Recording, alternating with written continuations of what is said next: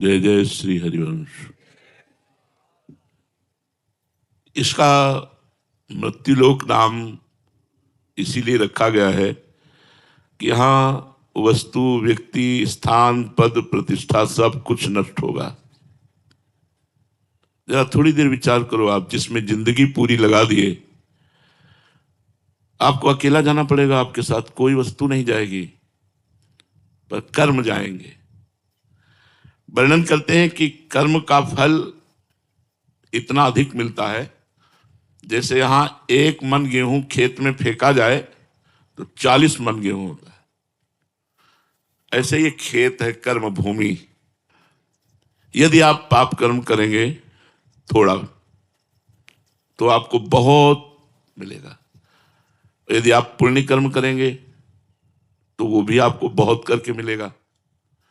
पाप कर्म का फल दुख, रोग, नरक और अन्य योनियों में जन्म लेना है। पुण्य कर्म का फल सुख, स्वर्ग और अच्छे कुलों में जन्म लेना है। इन दोनों कर्मों से अलग हट करके है भगवत भजन, जो पाप और पुण्य दोनों से अलग है। ये सीधे भगवत प्राप्ति कराता है, मोक्ष प्राप्त कराता है, अखंड सुख प्राप्त कराता है, जहां किंचन मात्र दुख नहीं, मरना, जन्मना, रोग, किसी भी तरह का कोई दुख नहीं। अब समस्या पड़ती है कि पाप और पुण्य कर्म करने में तो मन न लग सकता है हमारा, पुण्य कर्मों में भी लग सकता है, दान है, भंडारा कराना है, तीर्थ स्नान करना है, ये सब। भजन में मन लगना, जो पाप और पुण्य दोनों से अलग है, और वो केवल मनुष्य जन्म में हो सकता है, किसी और योनियों में नहीं। अगर ये चूक हो गई कि आप भजन नहीं किए तो बड़ा पछताना पड़ेगा। मन पछताई है अवसर बीते। अब बात घूम के आई मन पे। ये है क्या मन? ये मन है क्या? मन ना तो आप इसे चैतन्य ही कह सकते हैं क्योंकि आत्मा नहीं है, और ना आप इसे जड़ कह सकते हैं। ये उभय रूप है। इंद्रियाणाम मनश्चास्मि वैसे भगवत स्वरूप है, पर ये जड़ भी है और चैतन्य भी है।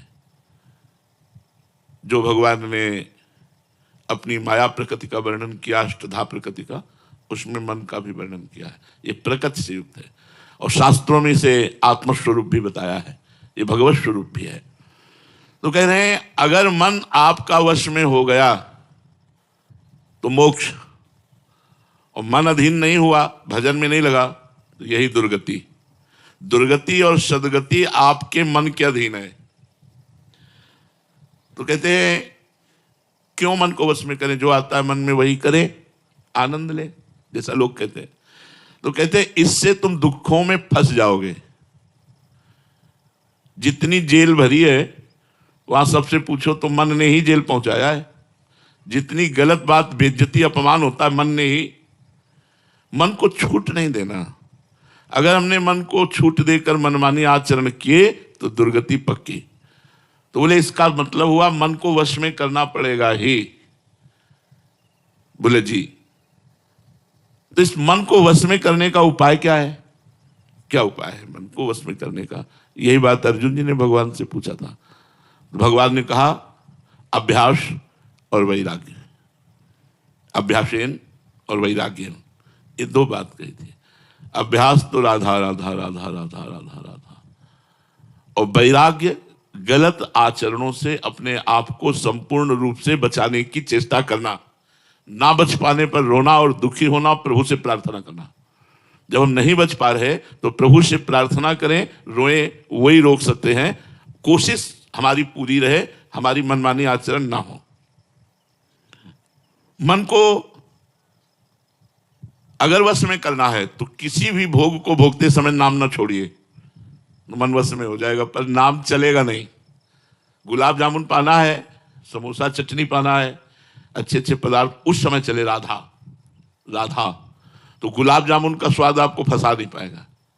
इसी तरह संपूर्ण भोग, जितने भी भोग संसार के हैं, गृहस्थ में या वैराग्य में जो भी सेवन किए जाते हैं, यदि बहुत काम की बात है, यदि भोग भोगते समय अभ्यास नाम का चल रहा है तो आपको भोग का जो स्वाद है वो फंसा नहीं पाएगा। और दूसरा वैराग्य, जो शास्त्र निषेध करता है, संत जन निषेध करते हैं, वो हमें नहीं करना। नहीं फंस जाओगे पक्का, चाहे जितने चतुर हो फंस जाओगे। शास्त्र जो कहता है उसकी आज्ञा का यदि अक्षरशः पालन करोगे तो आपको माया फंसाएगी नहीं। अगर आज्ञा उल्लंघन शास्त्र की हुई तो आप फंसे फंसाए हो। चिंता, शोक, दुख, संकट ये जरूर आपको घेर लेंगे। अभ्यास हर कार्य करते हुए नाम जप करना, हर भोग भोगते हुए जो शास्त्र युक्त है नाम जप करना। और वैराग्य जिसे शास्त्र निषेध करता है, संत जन निषेध करते हैं, वो हम ना करें। फिर मन को हर समय देखते रहना, कहां जा रहा है, गलत जा रहा है तुरंत धिक्कार करके उसे हटाओ। ये जन्म भगवान के लिए मिला, तू गलत चिंतन करा रहा है।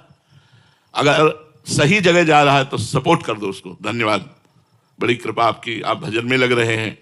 मन की चेष्टा को देखते रहना, मन को वश में करने के उपाय, पहला अभ्यास, दूसरा वैराग्य, तीसरा मन का निरीक्षण करते रहना, हर समय मन को देखते रहना। ऐसा नहीं हो पाता है, मन जो दिखाता है वो हम देखते हैं, मन को नहीं देख पाते। मन जो कराता है वो हम करते हैं, मन के ऊपर शासन नहीं कर पाते। यही साधक और असाधक में अंतर है। साधक हर समय मन को देखता रहता है, अगर वो गलत चेष्टा करता है, गलत संकल्प करता है तो उसकी वो काट करता है, वो धिक्कारता है, वो परेशान अंदर से होता है, नहीं नहीं ये नहीं होना चाहिए। तो फिर मन सफल नहीं हो पाता है, क्योंकि वो साधक है, भगवान का भजन करता है। चौथा, गलत आचरण के लिए मन जब कहे तो हमें चलना ही नहीं है गलत आचरण में। चाहे वो जितना कहे, वो इतना कहेगा कि आप व्यथित होकर वही कर बैठेंगे। मन की चाल पहले वो धीरे से फंसाता है और फिर हावी हो जाता है। ऐसे ही, अरे ऐसा थोड़ी करेंगे, बस वहां तक टहलाते हैं, वो धीरे से वहां ले जाएगा, वो ले जाकर अपने बस में कर लेगा। तो मन के कथनानुसार हमको नहीं चलना है। तस्मात् शास्त्रम प्रमाणम थे कार्या कार्य व्यवस्थित। कार्य और अकार्य करना क्या है, क्या नहीं करना, इस शास्त्र के अनुसार चलना है। मन को बार बार भगवान की बातें सुनाना, इससे बस में होने लगेगा। अगर आपको ऐसा अवसर नहीं मिलता, बात वैसे तो अवसर है ही, मोबाइल भगवान है, आप संतों की वाणी, भगवान के पावन प्रवचन, पावन सत्संग, आप थोड़ी थोड़ी देर में आप सत्संग सुनते रहिए, आपका मन वश में होने लगेगा। और नाम को देखना, जैसे हम राधा जप रहे हैं तो राधा नाम देख करके राधा राधा, इससे मन बहुत जल्दी वश में होता है, पर लगता नहीं। अगर लग जाए तो बेड़ा पार हो जाए। मन को श्वास पे एकाग्र करना, जैसे अब हम नाम जप कर रहे हैं तो 5 नाम जप किए, ये गिनवाए मन से कि 5 नाम जप किए। अब श्वास छोड़ी तो 5 नाम जप किए, ये मन को गिनवाओ, और वो जब इसमें लगेगा तो वश में हो जाएगा। ये सब उपाय मन के वश में करने के बता रहे हैं। और जब बिल्कुल कोई उपाय काम न करे तो हाथ उठाकर ऐसे भगवान से कहो, हे शरणागत प्रतिपाल, हे करुणा सिंधु, अब मन से हमको बचा लो, नहीं ये मन हमें मार डाल। इतना व्यथित करता है, वो करना ही पड़ता है, करना ही पड़ता है, इतना व्यथित करता है, करना ही पड़ता। आप लोग सब देख लो ना, तो उस समय भगवान की शरण में होकर भगवान को पुकारे, प्रेम पूर्वक भगवान का नाम कीर्तन करे, उनसे प्रार्थना करे, तो मन वश में हो जाएगा। मन को वश में करने के लिए नियम पालन आवश्यक है। एक दिन सत्संग में यही कहा था यमुना किनारे कि आप 10,000 नाम का रोज जप का नियम लीजिए, आगे भगवान देखो तुम्हारा कैसे मंगल करते हैं। हाथ, हमने कहा था हाथ उठाइए, लगभग सबने उठाया था, लेकिन कितने लोग 10,000 नाम जप उनमें से करते होंगे? नियम में ही इतनी सामर्थ्य है कि मन को वश में कर लेता है। जो नियम, वो नियम, मरना जीना, दुख सुख, हानि लाभ, इसकी कोई परवाह नहीं, नियम से मन वश में होता है। उठने का नियम, खाने का नियम, जप का नियम, जो नियमावली होती है, दिनचर्या होती है, वो प्रायः गृहस्थी में बहुत कम लोग कर पाते हैं। विरक्ति में तो नियम से ही चलना ही होता है, और जो विरक्ति से नियम से नहीं चलता वो साधक नहीं है। पर गृहस्थी में भी यदि नियम से चले तो मन वश में हो जाए। मन को वश में करने के लिए नियम लेना आवश्यक है। मैं ये नियम लेता हूं, अब बार बार खाना, बार बार ऐसे करना, इससे मन तुम्हारा चंचल रहे। नियम ले लो, एक बार 11 से 12 के बीच में भोजन करना है, एक बार 7 से 8 के बीच में भोजन करना है, बस बीच में पानी के अलावा और कुछ नहीं। कुछ नियम लो, एक बार दिन में भोजन करके अगर आपको ज्यादा मेहनत नहीं पड़ती तो काम चलाया जा सकता है।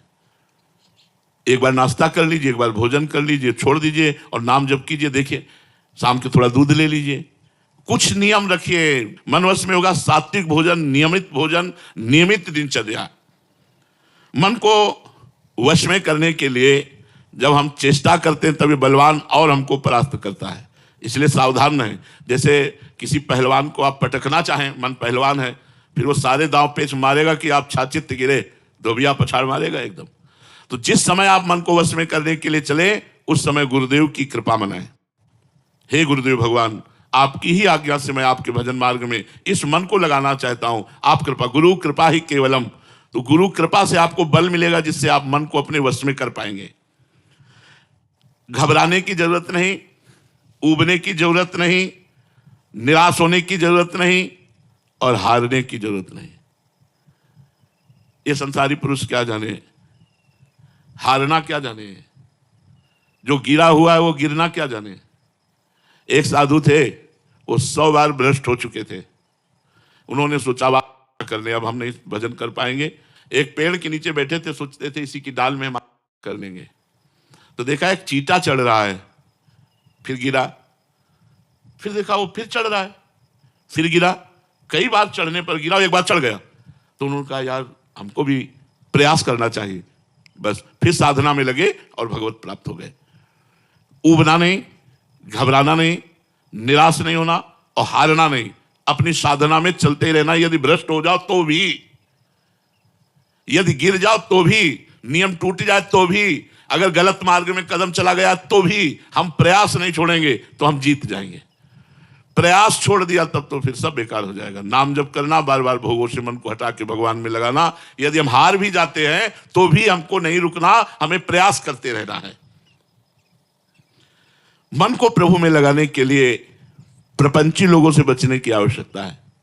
वो आपको ऐसे दुलार प्यार फुसलाकर गलत मार्गों में या गलत वार्ता या गलत हर चीज, कोई भी बात मन जो सुनता है वो सीसी कैमरे की तरह मैं दृश्य सहित उस बात को कवर कर लेता है। और जब आप भजन में बैठते हो तब वो पेश करता है, और अगर भजन सही करते रहो तो वो डिलीट हो जाएगा।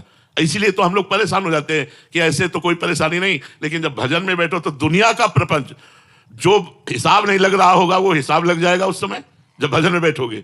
जो काम आपका छूट रहा होगा वो याद आ जाएगा। मतलब सारी समस्याओं का समाधान भजन, अगर आपको करना है समस्याओं का समाधान, भजन में बैठिए आप, मन वो सब करने लगेगा। जबकि उस समय हमें केवल भजन में ही मन को लगाना है, उस समय मन प्रपंच करने लगता है। तो मन को वश में करने के लिए प्रपंची लोगों से बचने की बहुत आवश्यकता है। और प्रपंच कई तरह का होता है, जैसे लोगों के साथ प्रपंच, टीवी के साथ प्रपंच, मोबाइल के साथ प्रपंच, ये भजन में हमें बड़ा बाधा देता है। कृपा और विश्वास, ये शब्द परमार्थ में, अध्यात्म में बड़ा महत्व रखते हैं।